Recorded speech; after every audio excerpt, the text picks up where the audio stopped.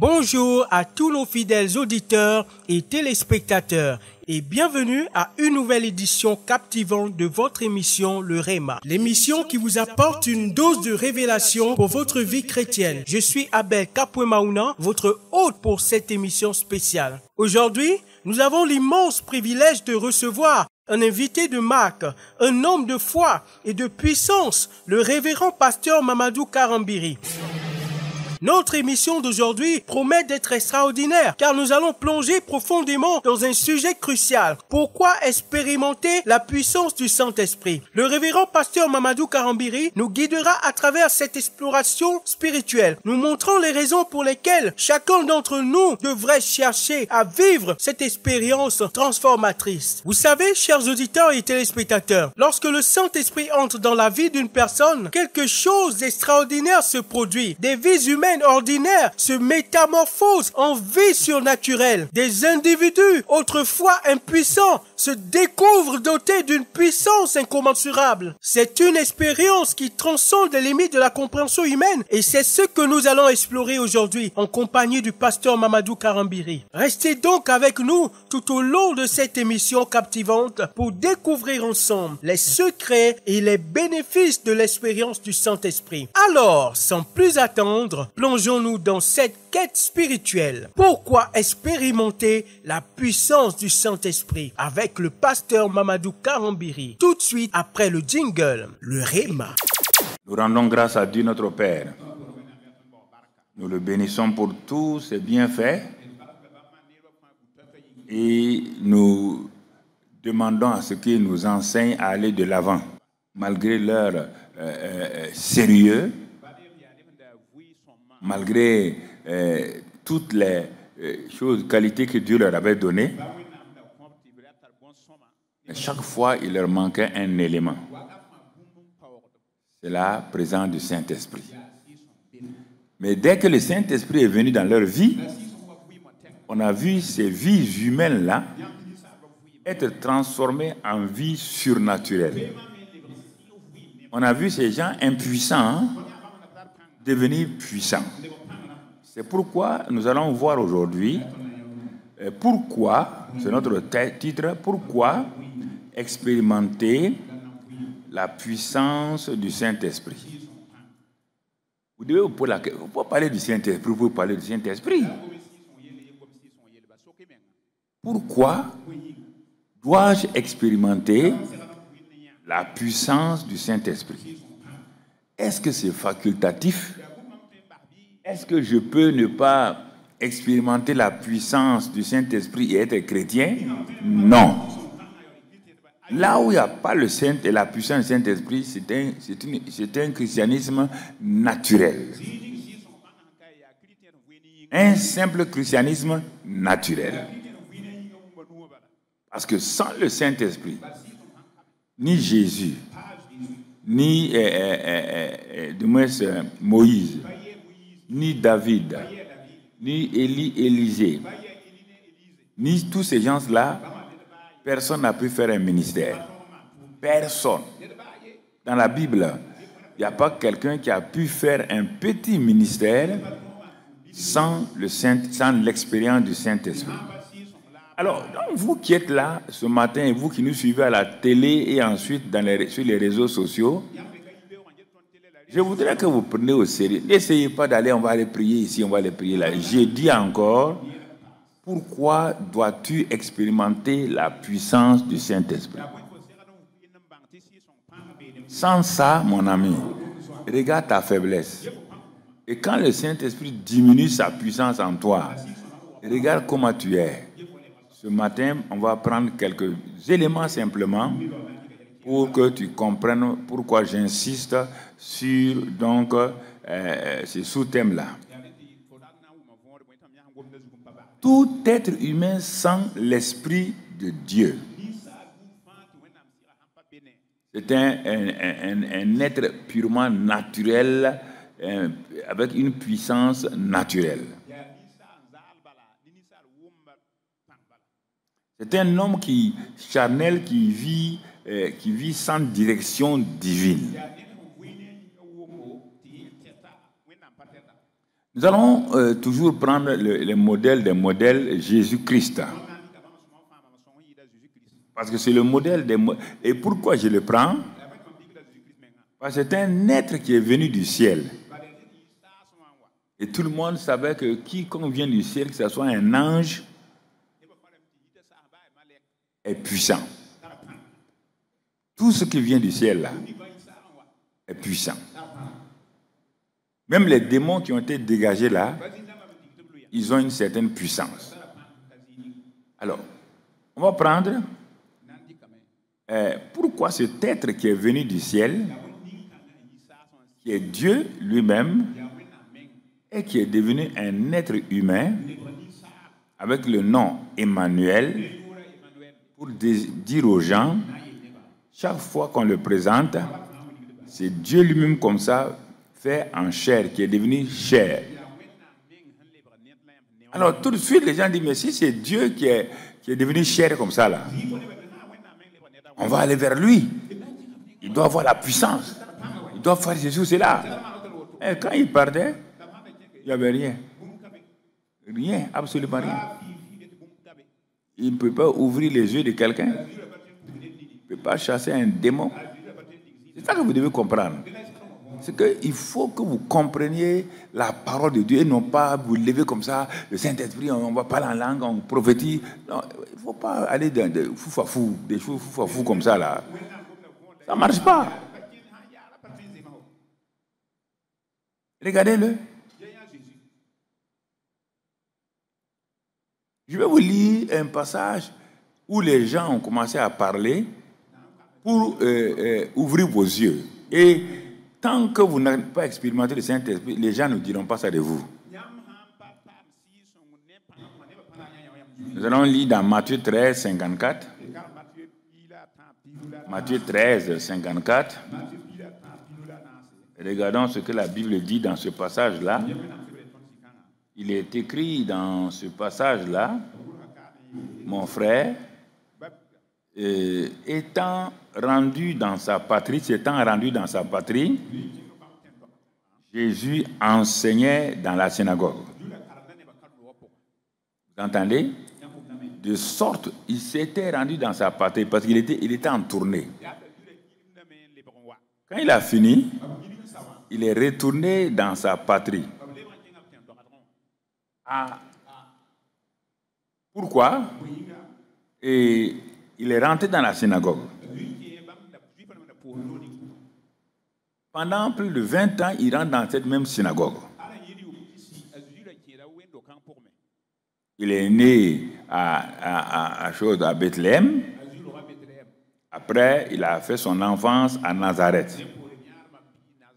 Et ce jour-là, il est rentré donc dans la synagogue, c'est un samedi, comme il a l'habitude de le faire quand il se trouve donc à Nazareth.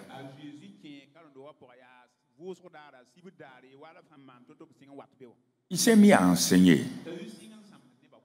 Quand il enseignait, il dit de sorte que ceux qui l'entendirent étaient étonnés et disaient, d'où lui viennent cette sagesse et ces miracles?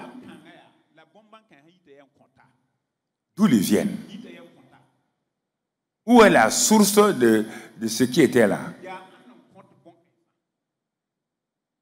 Donc vous voyez, ils étaient étonnés. D'où lui vient tout cela? Écoutez maintenant, le verset 55 qui suit, qu'est-ce qu'ils disent? N'est-ce pas le fils du charpentier? N'est-ce pas Marie qui est sa mère? Jacques, Joseph, Simon et Jude? Ne sont-ils pas ses frères? Et ses sœurs ne sont-elles pas, sont pas toutes parmi nous? Donc, d'où lui viennent toutes ces choses? Et il était pour eux une occasion de chute. On va s'arrêter là. On s'arrête là. C'est pour que vous compreniez. Voici un jeune homme dans une famille. Il vit normalement. Il mange avec ses frères. Il boit avec eux. Quand il était enfant, il jouait avec eux. Il n'était pas spécial. Il n'y avait pas des anges derrière lui avec des épées pour montrer qu'il est spécial. Non. Il était un enfant normal. Écoutez-moi très bien. Si vous voulez prendre le Saint-Esprit au sérieux et que vous ne savez pas qui vous êtes, et ensuite le Saint-Esprit va venir sur vous, ce sera un objet d'amusement et vous allez avoir des problèmes.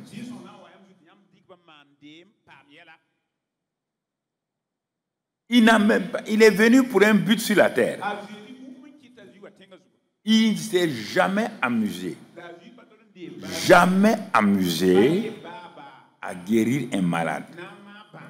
Il ne s'est jamais amusé à vouloir ressusciter un mort. Pourtant, il partait au cimetière quand les gens mouraient. Il voyait des gens qui avaient des démons dans la synagogue. Il n'a jamais chassé un démon. Écoutez-moi sérieusement. Ça peut changer votre vie totalement. Parce que il est Dieu fait chair. L'élément important, c'est chair. Être humain. Et l'être humain ne peut rien faire. Il n'a jamais fait un miracle. Ni pour sa mère, ni pour ses frères, ni pour ses sœurs, ni pour quelqu'un du village.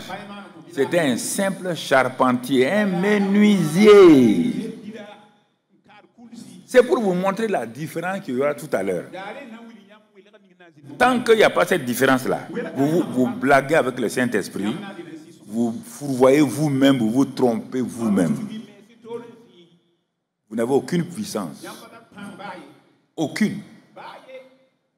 C'est pourquoi vous êtes comme ça. Aucune puissance.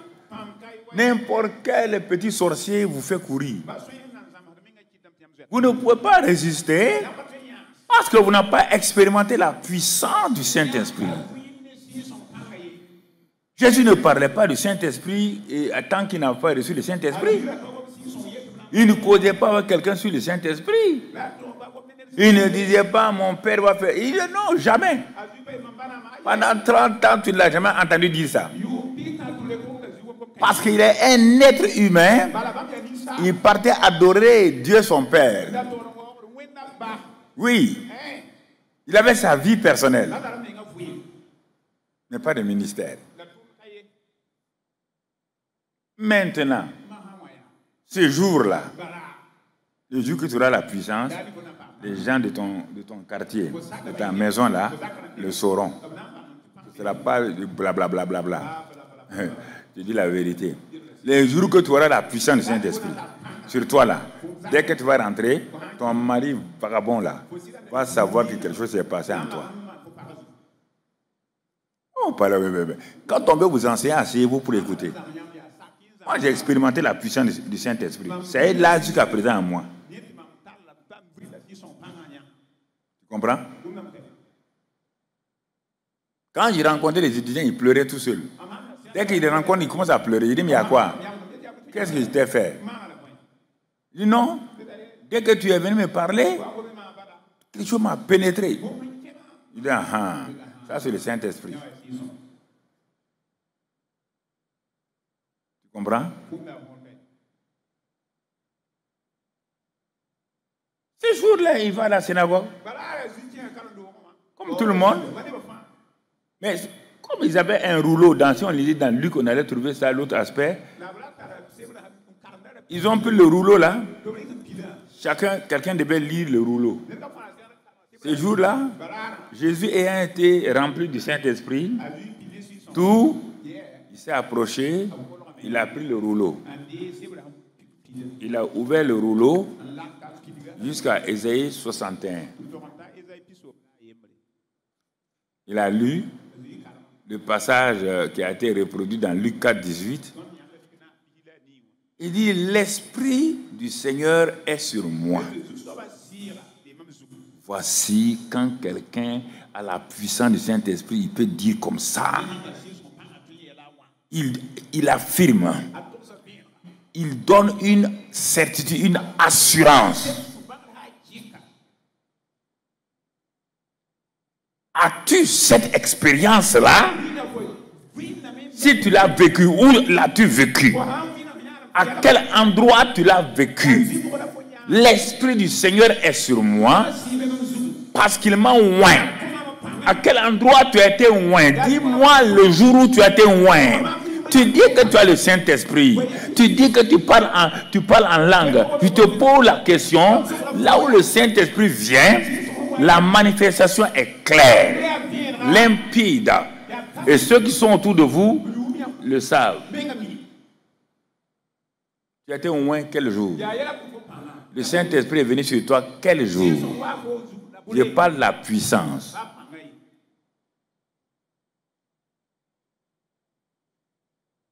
Quand il a fini de lire ça, il dit, mais il est venu pour faire quoi? Il dit, là où est le Saint-Esprit, écoutez-moi, Jean donc de Nazareth. Écoutez-moi, peuple de Nazareth.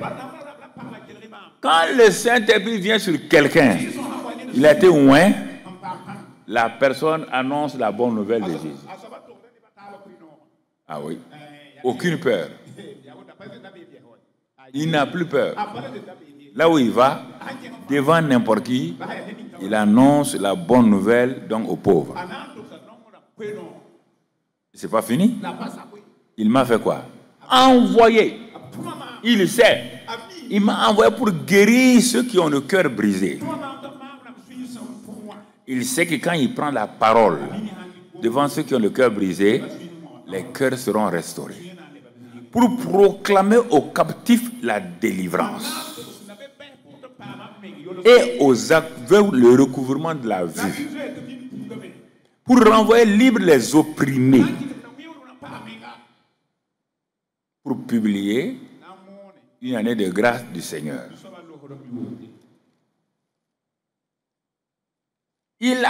Ce jour-là, il a proclamé ça.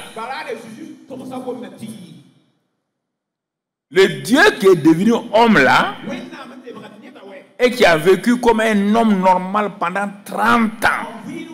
Écoutez-moi, pendant 30 ans, il n'a pas guéri quelqu'un.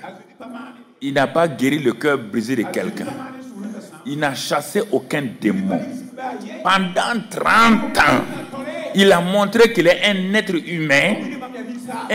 humain normal, qui n'a aucune puissance. Mais ce jour-là, dans le Jourdain, le ciel s'est ouvert. Le Saint-Esprit est en relation avec le ciel. Et il doit descendre sur quelqu'un sur la terre. Sinon, il ne descend pas. S'il veut utiliser quelqu'un, le Saint-Esprit vient sur cette personne-là de façon claire. Et la personne ne peut pas douter. Ceux qui sont avec la personne ne peuvent pas douter. Parce qu'ils savent que cet homme ou cette femme-là vient de recevoir la puissance du Saint-Esprit.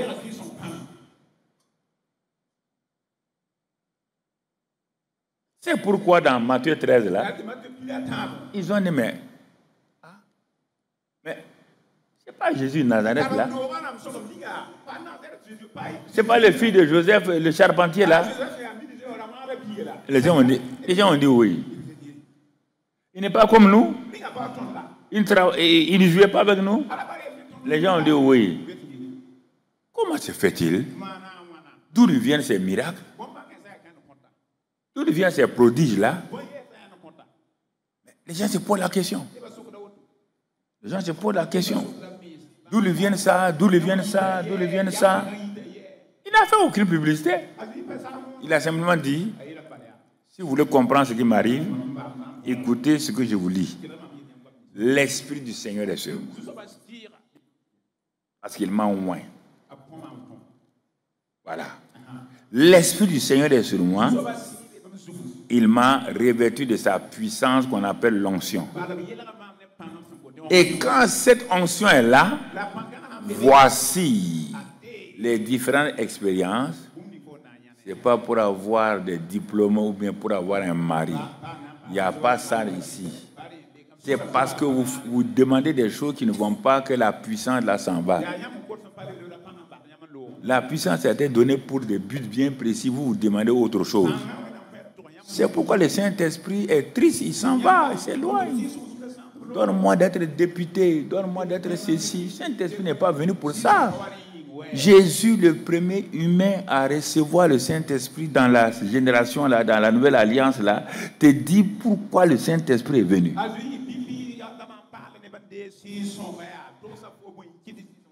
Il n'a pas dit donne-moi une entreprise de charpenterie.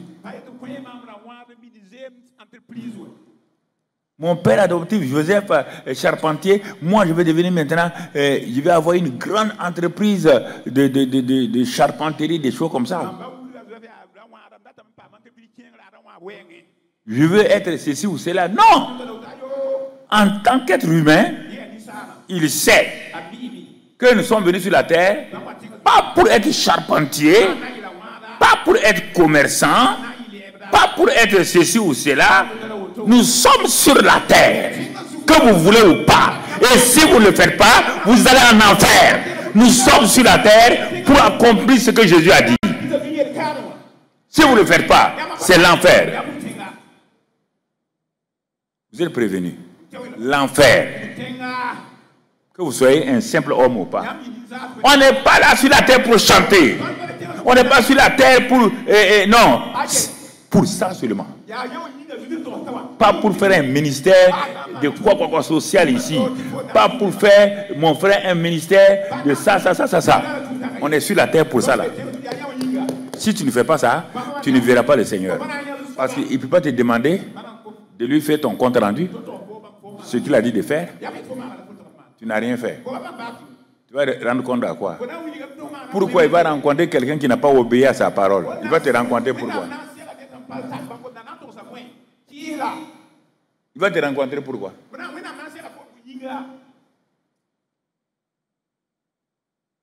Parole et Saint-Esprit. C'est pas pour aller enseigner à quelqu'un, hein? C'est pour toi-même. Regarde les filles de Dieu. Regarde-le. Il n'a pas eu honte. Non. Et la Bible dit, il a commencé à aller de lieu en lieu. De lieu en lieu. Mais ta charpenterie, il dit, ça c'est le travail humain. Est-ce que tu sais, mon frère, ma soeur, que tu es sur cette terre-là, dans un premier temps, Dieu te permet de faire des choses naturelles.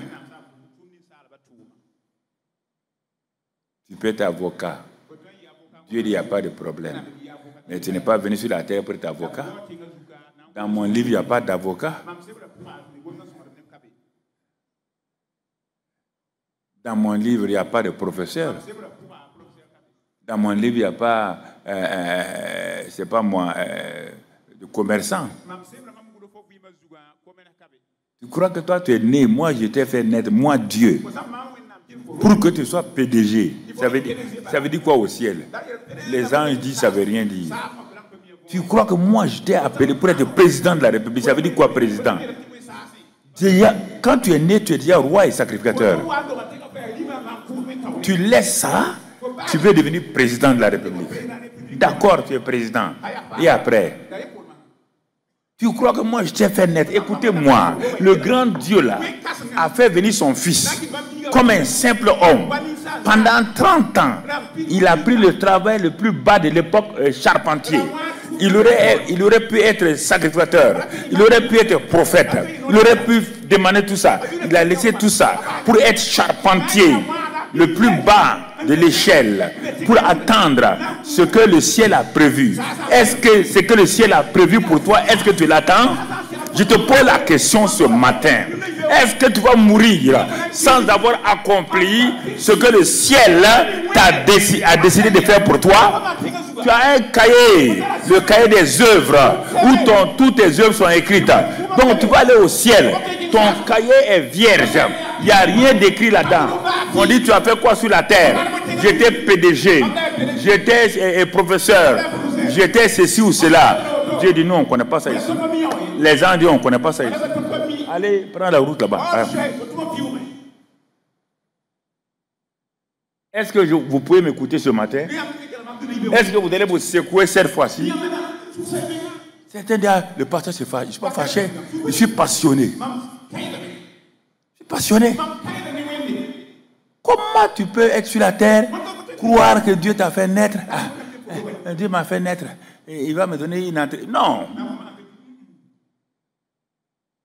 J'ai fait les deux. J'ai vu la différence des deux.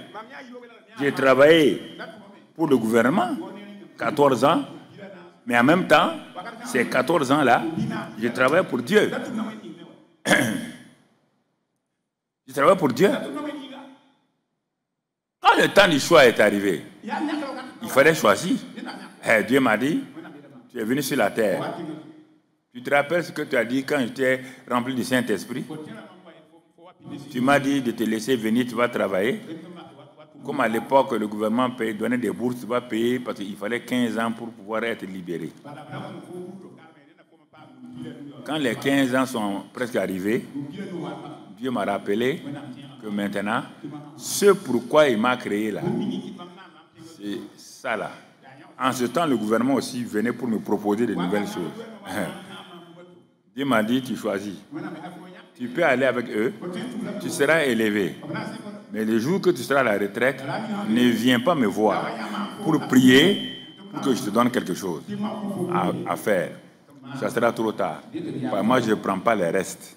Hé, mon cher, tout le monde a parlé, j'ai dit je démissionne. Allez, je suis allé voir le président au conseil de l'entente. Camarade président, je suis venu pour démissionner. Et tu vas faire quoi? Pasteur. Mais tu es pasteur déjà? Hey, à plein temps. Qu'est-ce que ça veut dire? Je ne travaille plus pour le gouvernement. Bana. Parce que ce qui va m'ouvrir le ciel, c'est ce que je suis en train de faire. Qu'est-ce qui va t'ouvrir le ciel que tu ne fais pas? Tu vois, tous les gens qu'on vient honorer ici, leur corps, là, tu crois qu'ils sont tous partis au paradis? Je vous dis la vérité, hein, tous les gens qu'on vient prendre pour aller enterrer là, est-ce que tu me vois venir à tous les trucs? Tu crois, parce qu'ils sont à l'église, on a mis leur cercueil, on a mis les cercueils, on a chanté, ils sont allés au paradis. Certains directement, les jours qui sont morts, ils sont en enfer. Nous sommes venus simplement pour faire l'hypocrisie, pour dire qu'il a fait ça sur la terre. Je peux vous dire la vérité. Hein? Ok. Vous croyez qu'ils sont tous allés au paradis? Parce que quelqu'un, on amène un cercueil à l'église. Les gens qui hésitent, il faut que notre corps là aille à l'église. Ah bon? Toi, tu n'es pas prêt pour aller au paradis.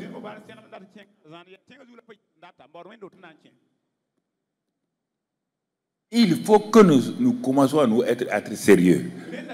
On n'est pas né pour être... Mais, donc, je te pose la question.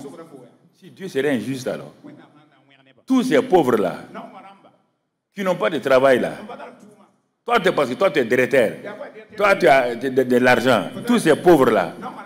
Donc, si c'est ce que toi, tu dis que Dieu, la volonté de Dieu, c'est d'être ceci là, mais donc, aucun pauvre n'ira au ciel.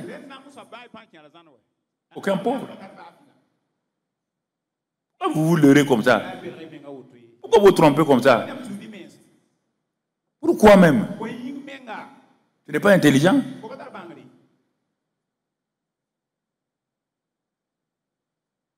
Dieu va te faire naître sur la terre là, pour ouvrir une pharmacie. Pharmacien.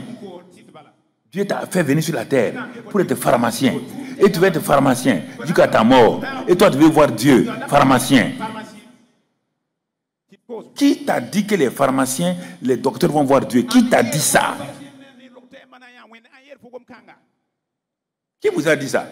Qui vous a dit ce mensonge-là? Il dit, l'Esprit du Seigneur est sur moi, parce qu'il m'a oint. Je suis venu pour quelque chose, un but sur la terre. Et le voilà ce que je dois faire. Voici ce que je suis venu faire. Tu es venu faire quoi sur la terre? Non, tu es là où tu es venu faire quoi? Tu es né là, tu es venu. Il y a un roi qui a demandé à Jésus, il dit, Jésus, je suis né pour faire accomplir la vérité. Il dit, ah bon? Il dit, ouais, je suis né pour ça. Toi, tu es né pour quoi? Tu veux me contredire? Tous les métiers qui sont ici maintenant, là, qui sont sur la terre, là, ces métiers n'existaient même pas il y a 150 ans. Ces métiers n'existaient pas. Alors, ceux de cette génération, qu'est-ce qui les a amenés au ciel?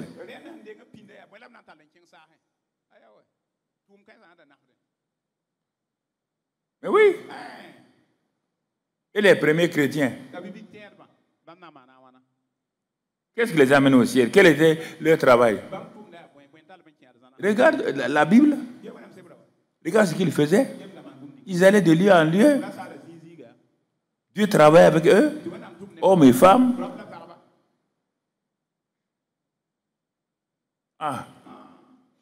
Le Saint-Esprit ne peut pas être envoyé sur la terre. Je m'assois, je pleure tout seul. Le Saint-Esprit ne peut pas venir sur la terre. Le Saint-Esprit est Dieu lui-même. Jésus est Dieu lui-même.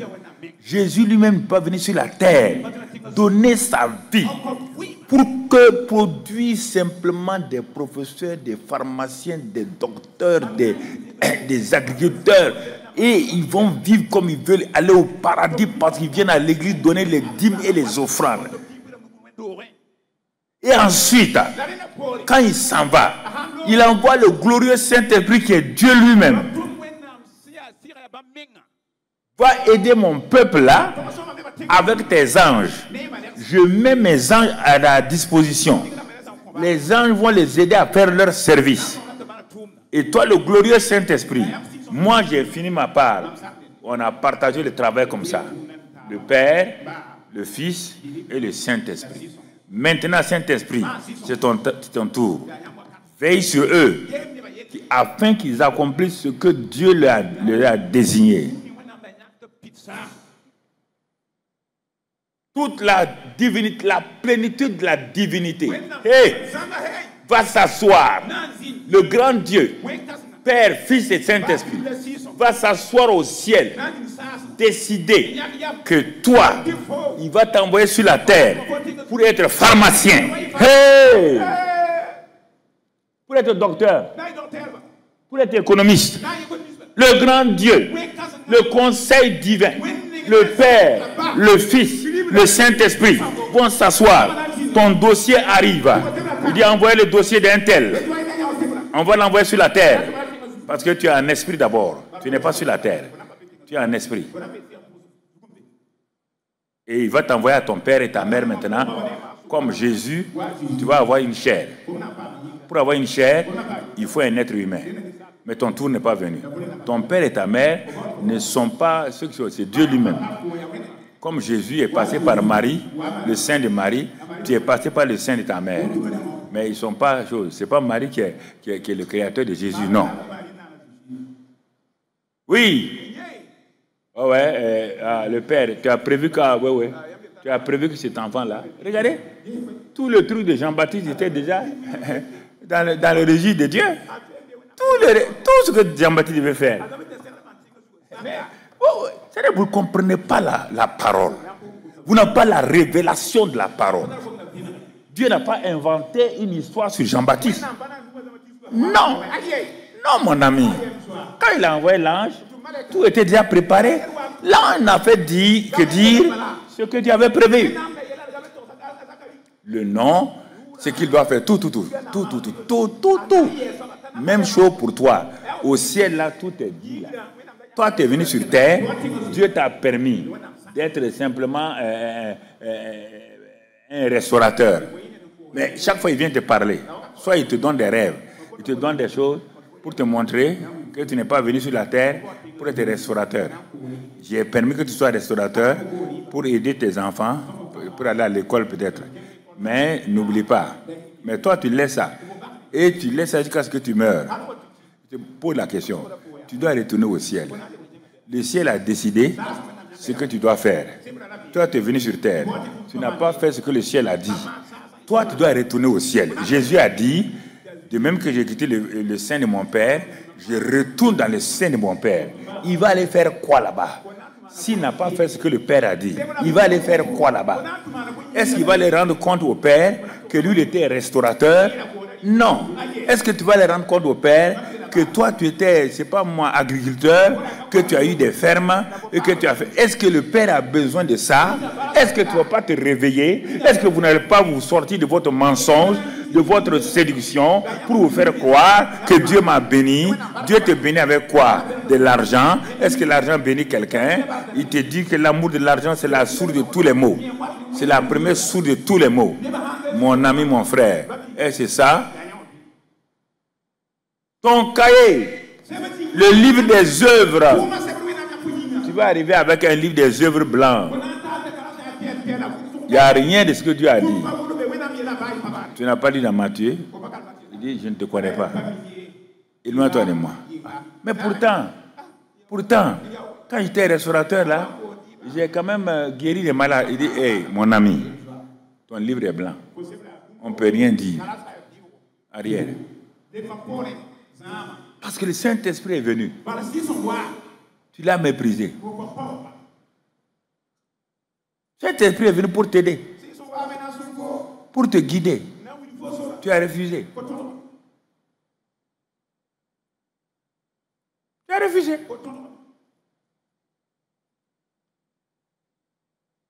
Tu as refusé. Voilà. Donc tu vois, c'est pourquoi ils ont dit, mais c'est étonnant, hein? C'est étonnant. Ah, on le connaît. C'est comme ça. Les gens doivent s'arrêter un jour pour dire, mais cette femme-là, on la connaît. Elle était ici, là. Mais regarde ce qu'elle fait maintenant. Regarde ce qu'elle dit. Mais c'est étonnant.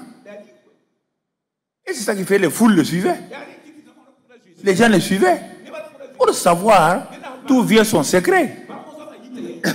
Il leur a dit chaque fois la parole du Saint-Esprit.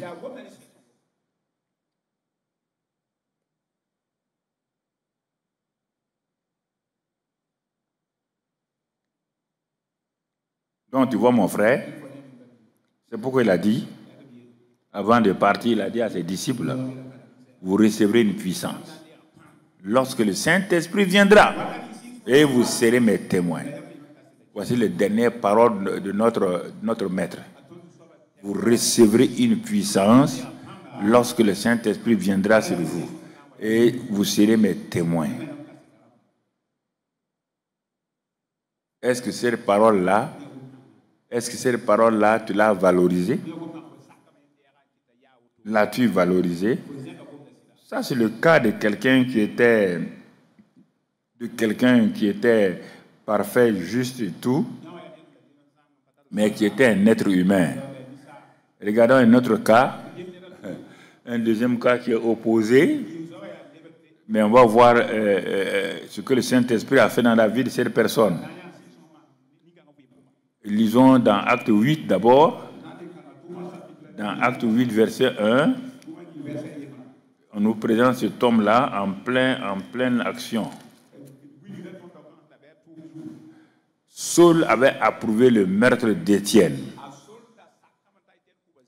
Voici un jeune homme qui a approuvé la mort d'un autre jeune homme. Il y eut ce jour-là une grande persécution contre l'église de Jérusalem. Et tous, excepté les apôtres, se dispersaient dans les contrées de la Judée et de la Samarie. Donc, ce sont les apôtres, ceux qui sont restés à Jérusalem. Les chrétiens ont fui parce qu'on les persécutait, on les tuait, on les jetait en prison. Alors, mon ami, on te parle d'un jeune homme-là Il dit, des hommes pieux ensevelirent Étienne et le pleurèrent à grand bruit. On revient, le jeune homme là encore. Saul, de son côté, ravageait l'église. Jésus allait dans le temple pour lire le rouleau. Un jeune homme de 30 ans. Un autre jeune homme de 30 ans, lui, il rentre dans l'église pour ravager l'église. C'est un être humain aussi. Vous voyez bien? Un autre humain. Il ravageait l'église, pénétrant dans les maisons. Il en arrachait hommes et femmes et les faisait jeter en prison. Ça, c'est un autre humain. Vous voyez bien? Ceux qui avaient été dispersés allèrent de lieu en lieu, annonçant la bonne nouvelle de la parole. Malgré la persécution, ils ne se taisaient pas. Parce qu'ils avaient reçu le Saint-Esprit. À cause de ça, ils annonçaient la bonne nouvelle de la parole. Vous entendez? Ils annonçaient la bonne parole de la chose. Ça, donc, c'est cet homme appelé Saul. Lisons dans Acte 9, versets 1 à 6. Toujours sur la vie de ce Saul-là. Cependant, Saul, respirant encore la menace et le meurtre contre les disciples du Seigneur, lui, il est rempli de meurtre, l'esprit de meurtre, ouais, il respire ça, un être humain. Il est parti prendre des lettres, maintenant il veut aller, comme Jésus a dit, quand vous recevrez le Saint-Esprit, vous serez mes témoins à Judée, Jérusalem. Quand vous recevrez aussi le mauvais esprit, vous serez mes témoins, dit Satan, jusqu'à Damas.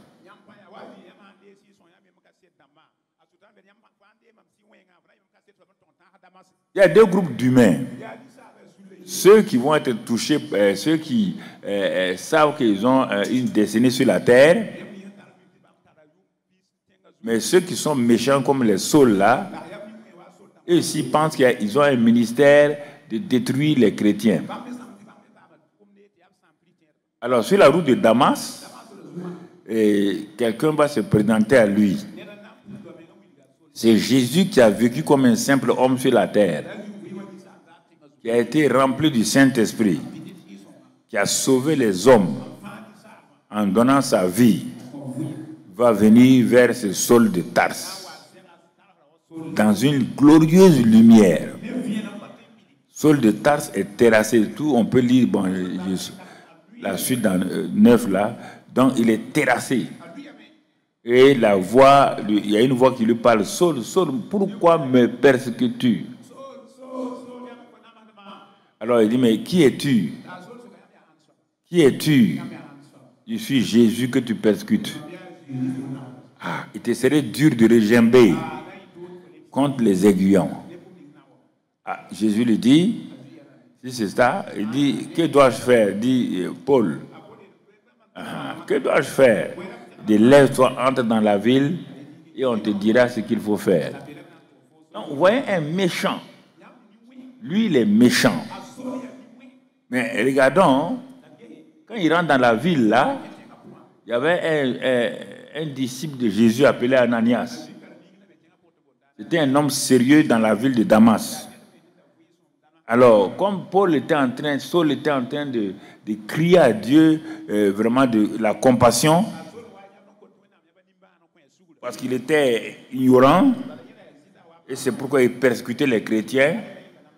Il a crié. Mais regardez, frères et sœurs, je suis étonné. Si Dieu n'avait pas une destinée pour Saul de Tarse, si le conseil divin, regardez, le conseil divin s'est réuni, Père, Fils et Saint-Esprit. Quand ils sont arrivés à cet homme-là qui allait s'appeler Saul de Tarse là, comme il voit la fin avant le commencement, ils ont vu cet homme-là méchant, mais aussi qui a fait des études, qui était un éminent théologien, un des hommes les plus intelligents de la terre depuis son temps jusqu'à maintenant.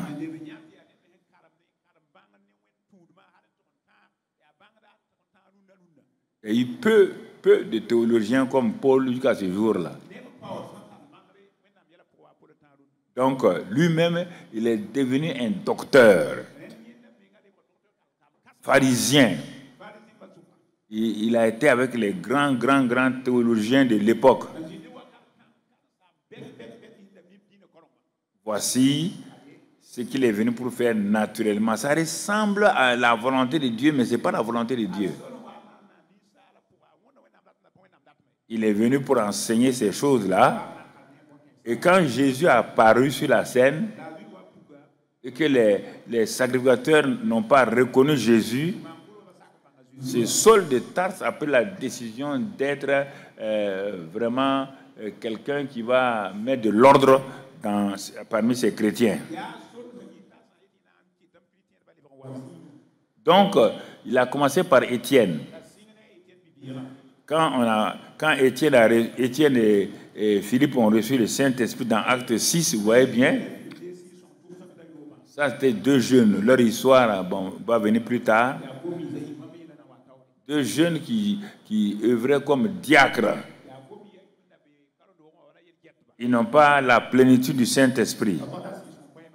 Mais dans le ciel, bien qu'ils soient dans l'église comme diacres, ce n'était pas la destinée que Dieu, le conseil divin avait décidé au ciel. Même ceux qui sont diacres, qui sont anciens là, il n'est pas dit que c'est ça votre destinée que Dieu a fait au ciel. Vous devez vous poser la question. Aujourd'hui, je suis diacre, diaconesse. Aujourd'hui, je suis ancien dans cette église-là. Mais est-ce ma destinée, Seigneur? Est-ce ce que tu as décidé pour que je dois faire toute ma vie? Mon frère, ma soeur. C'est ça, Étienne et Philippe. Et quand ils ont prié, Dieu a parlé. Étienne et Philippe, des deux diacres qui vont commencer à être des évangélistes puissants. Et Étienne avait tellement une onction que les gens ne pouvaient pas résister devant ces jeunes hommes-là. Les miracles les plus extraordinaires. Parce qu'il a rencontré le Saint-Esprit pour sa destinée. Quel que soit, si vous étiez pasteur, quand vous êtes rempli du Saint-Esprit, les choses changent. Quel que soit ce que vous êtes, si vous avez rencontré le Saint-Esprit, les choses changent dans votre vie. Vous entrez dans une nouvelle dimension, mon frère. Et c'est ce qui s'est passé pour Étienne et Philippe. Étienne était tellement puissant qu'il dérangeait presque tout le monde dans l'église de Jérusalem. Les pharisiens ont voulu l'éliminer. Ils ont commencé à discuter avec lui. Et la Bible dit dans ce chapitre 6-là qu'il ne pouvait pas lui résister. Parce qu'il disait là, dépassait la capacité des grands théologiens de l'époque. Donc ils l'ont provoqué à la fin, ils ont menti sur lui pour le faire tuer. Et quand il le tuait encore, il le lapidait. Et il ouvre les yeux, il voit Jésus à la droite du Père. C'est-à-dire dans son autorité. Et il dit, je vois le Seigneur. Et ils ont crié, ils ne veulent pas entendre le nom de Jésus. Ils l'ont lapidé. Étienne a dit, Père, pardonne-leur. Ce que Jésus a dit à la croix, moi aussi son disciple, j'ai dit ça. Pardonne-leur car ils savent ce qu'ils font. Et puis il s'est endormi. La Bible dit, en ce moment-là, quelque chose va se passer. Nous ne savions pas que Dieu lit la vie des gens comme cela. C'est étonnant. Est-ce que notre vie peut être liée à la vie de quelqu'un d'autre sans qu'on se rende compte? Et Paul était un jeune homme, et Étienne était un jeune homme, de la même génération, presque du même âge. Et quand on tuait Étienne, Saul de Tarse était là. Saul de Tarse était arrêté. Et qu'est-ce que les gens ont fait? Ils ont déshabillé Étienne pour mieux le lapider. Et ils ont pris ses habits, à les mettre aux pieds de Saul de Tarse. Et il faut comprendre, c'est pourquoi le Saint-Esprit, si vous ne comprenez pas, il y a des problèmes. Comment un saint comme Étienne et un méchant comme Saul de Tarse, qui a approuvé la mort d'Étienne par la violence des cailloux.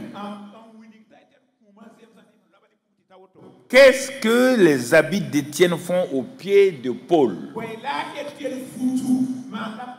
C'est ça, il faut découvrir les secrets de Dieu pour votre vie. Sinon, vous allez passer à côté de votre destinée sans savoir.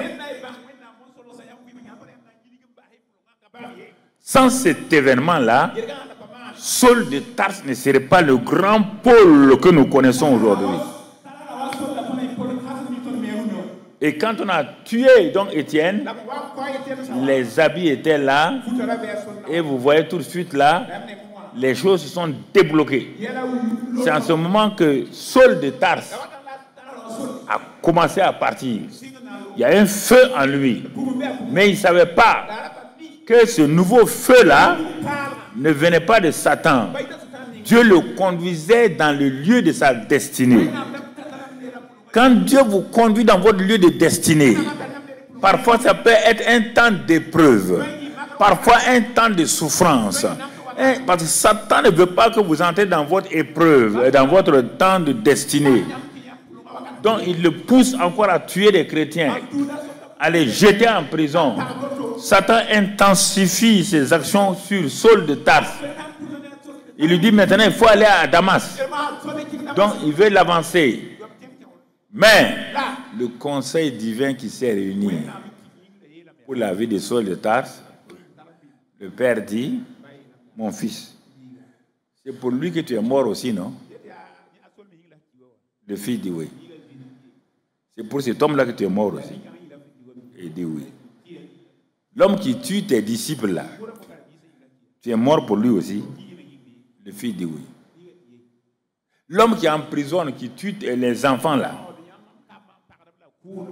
c'est pour lui que tu es mort aussi. Il dit oui. Tu as donné ton sang pour lui. C'est pour lui que tu as dit aussi, Père, pardonne-leur, car ils ne savent ce qu'ils font. Donc lui aussi il est là-dedans. Lui aussi il ne sait pas ce qu'il fait. Jésus a dit oui. Il dit bon, si c'est pour lui tu es mort aussi. S'il ne sait pas ce qu'il fait. Et si ton pardon là est réel. Tu regardes son cahier, non? Ouvre son livre là. Qu'est-ce qu'on a prévu pour lui?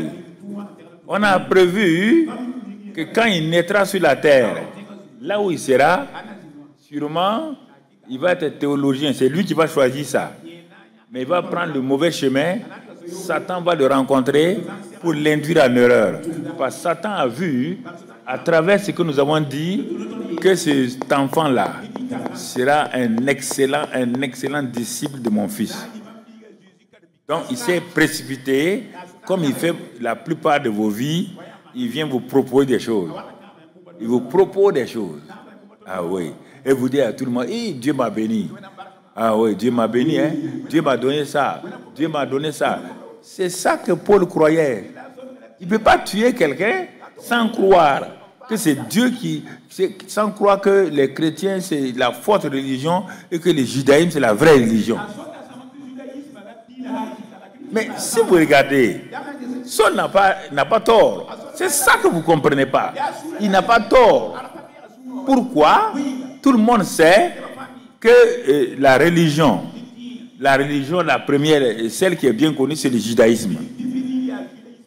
Donc ils sont là-bas. Et brusquement, une autre religion apparaît, on dit christianisme. Et que le responsable s'appelle Jésus. Paul a grandi dans le judaïsme. Il connaît tous les secrets du judaïsme. Il sait que le judaïsme vient de Dieu lui-même. Écoutez-moi, hein. Il vient de... Vous pouvez vous tromper terriblement. Vous trompez dans une voie, croyant que c'est la bonne voie. Voici, Paul était trompé.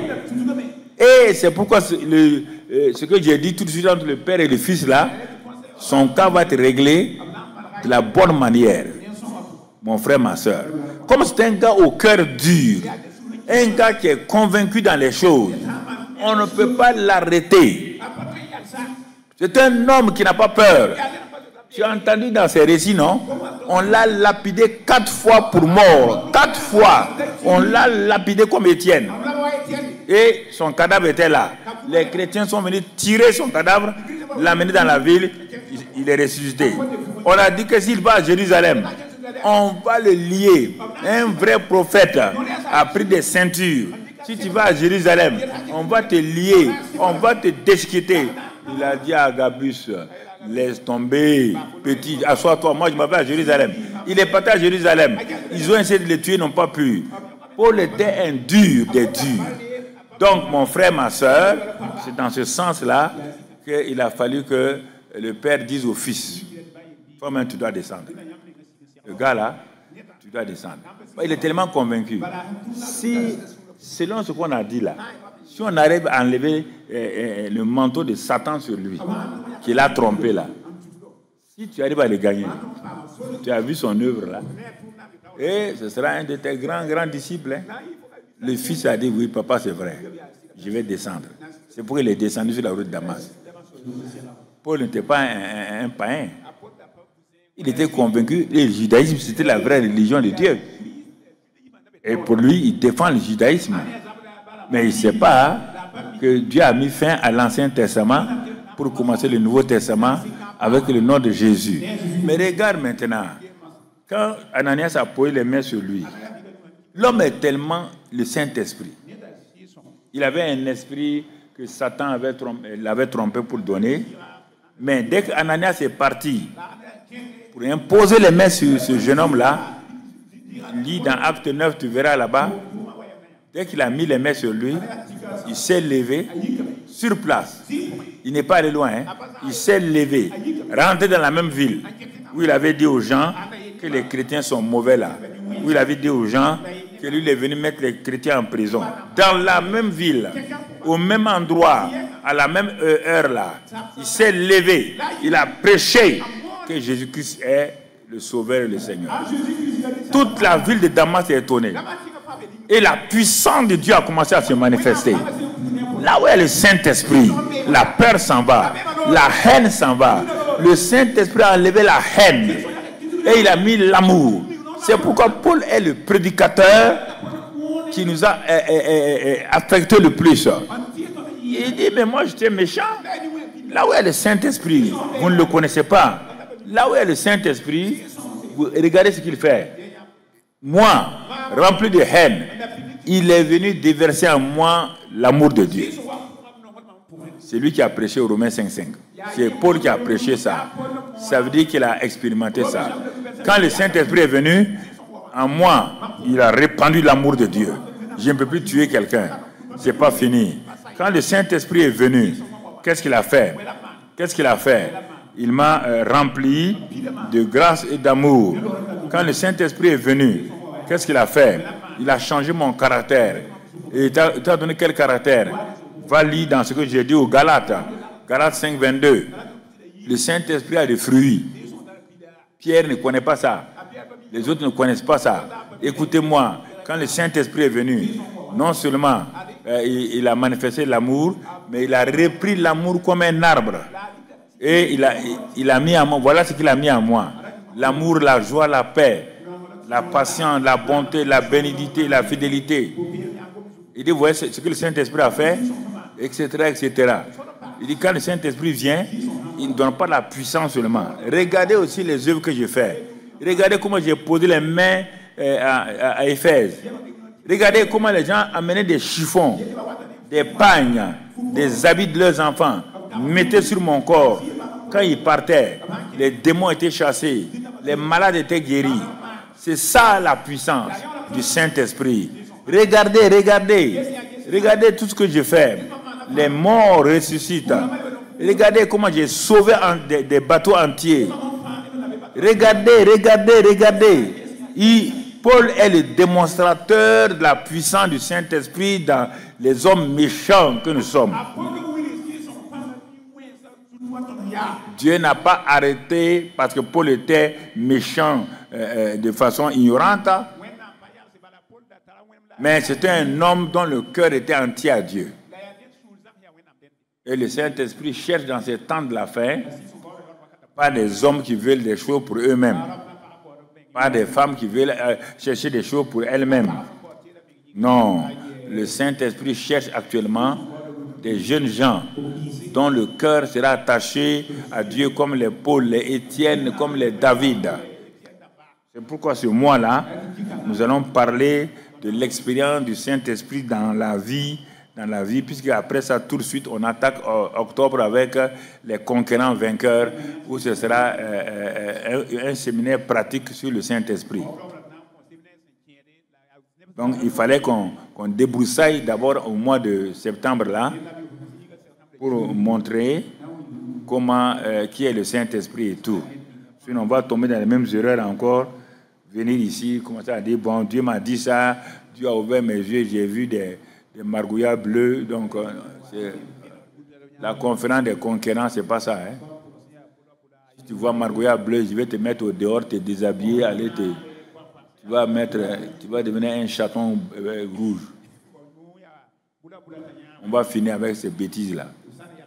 Mon frère, le Saint-Esprit est réel. Quand il vient, il ne donne pas des choses bizarres aux gens. Voilà. Tu n'as pas vu les Paul voir ça. Tu n'as pas vu les Étienne voir ça. Et quand il mourait, il a vu Jésus.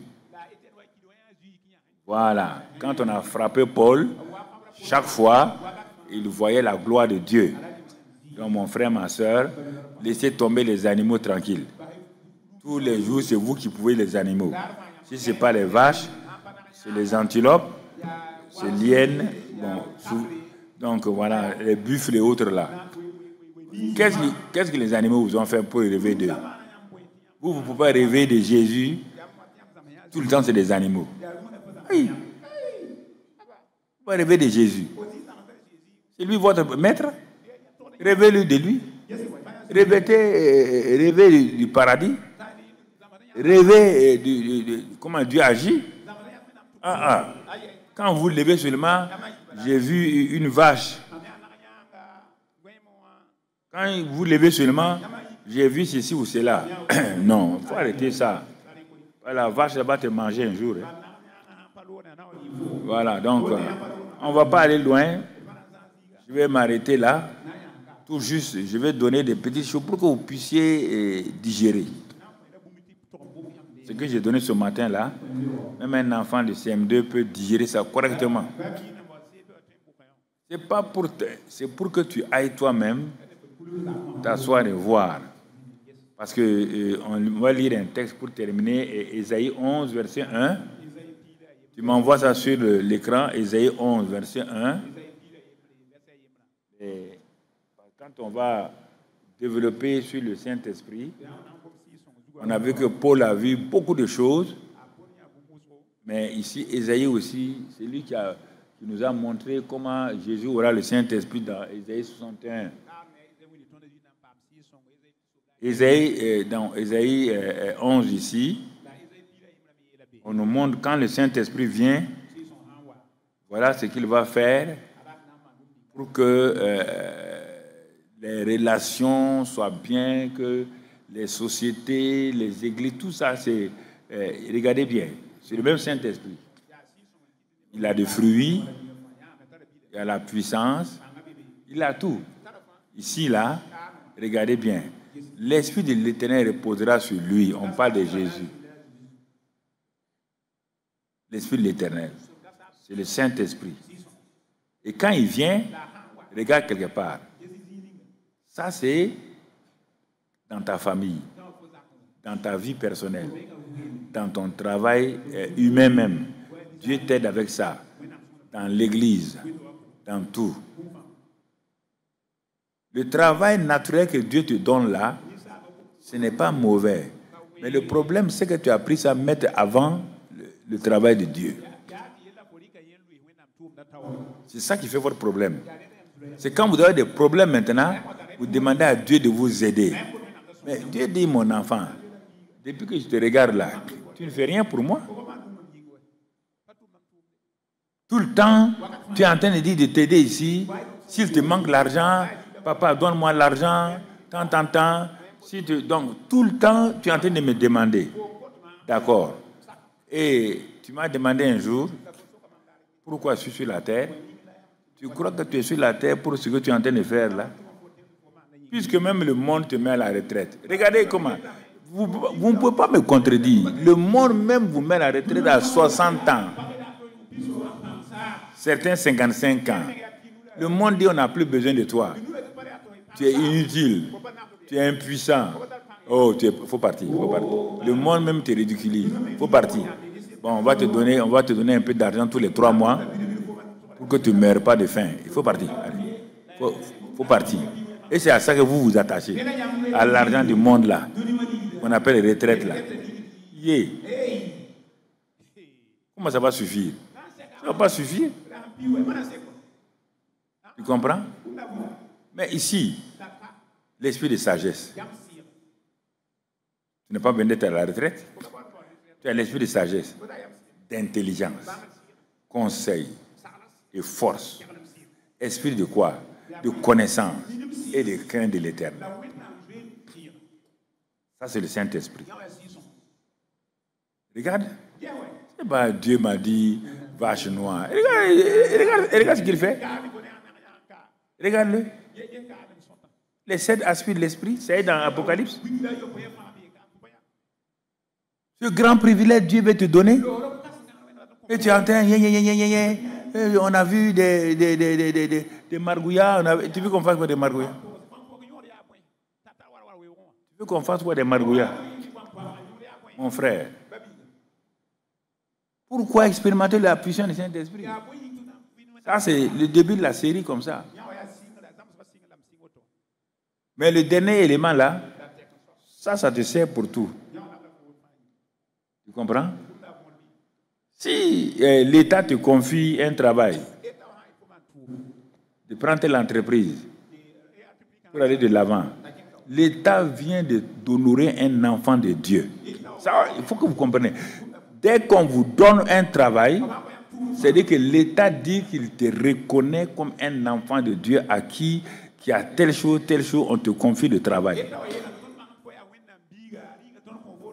Donc, tu dois t'enfermer pour dire à Dieu ton Père, tu m'as fait honneur en me confiant cette tâche-là.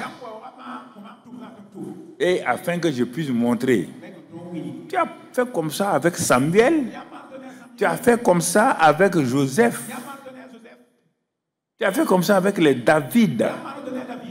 L'homme qui a mis les ministères d'État en place, c'est David. L'homme qui a mis les chantres en place, c'est David. L'homme qui a mis tout cela, il a mis ça, c'était pour le royaume d'Israël et le royaume des cieux en même temps.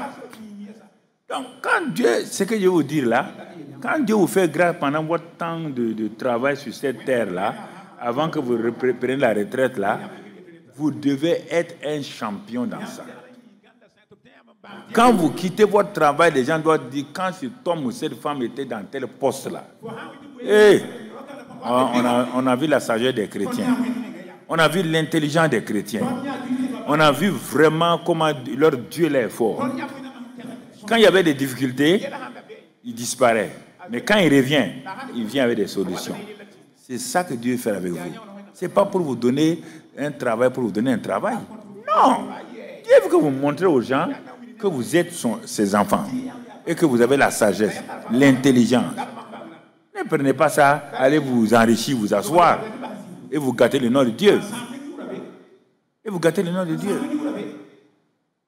On dit, voilà, ils disent qu'ils sont chrétiens, ils détournent l'argent, ils volent l'argent. Ça, c'est quelle histoire? Dieu t'a donné pour voler l'argent. Vous voyez, c'est pourquoi le Saint-Esprit ne travaille pas. En tout cas, sinon, si le Saint-Esprit te met quelque part, tu ne peux pas sortir dans la défaite. Tu ne peux pas sortir. Il va te montrer des solutions. Même si tu es un simple employé, quand il y a réunion dans votre service, quand vous venez, quand vous parlez, les gens savent que vous avez la solution. J'ai vu plein de cas comme ça. Des gens qui travaillent, mais qui avaient le Saint-Esprit. J'ai vu comment Dieu agit avec eux. Il faut vous attacher au Saint-Esprit. Attachez-vous à lui. Excellent Père de grâce, merci pour tes enfants. Merci pour ton peuple. Parce que nous puissions comprendre ce que tu veux que nous fassions. Te sommes reconnaissants, te bénissons ce matin-là. Parce que Seigneur, nous voulons insister sur le Saint-Esprit. Car sans lui, nous ne pouvons absolument rien faire. Nous ne pouvons être rien. Et Seigneur, sans lui, il n'y aura pas de succès. Nous voulons vraiment l'honorer. Nous voulons l'exalter. Nous voulons le mettre à sa place dans nos vies afin que nous puissions aller de l'avant. Donne à ceux qui n'ont pas compris encore la révélation. Ouvre leurs yeux pour qu'ils contemplent cette réalité-là. Merci Père pour tous tes enfants, ceux qui sont ici, ceux qui sont à la télé, ceux qui sont sur les réseaux, qu'ils comprennent que Dieu a de grandes choses pour eux et qu'ils doivent s'attacher au Saint-Esprit. Sois béni et sois loué au nom de Jésus. Amen. Voilà. Demeurez bénis. Si vous avez aimé ce message ou si ce message a produit un témoignage dans votre vie, faites-nous savoir cela dans les commentaires. À bientôt dans un nouveau numéro de votre émission Le Réma.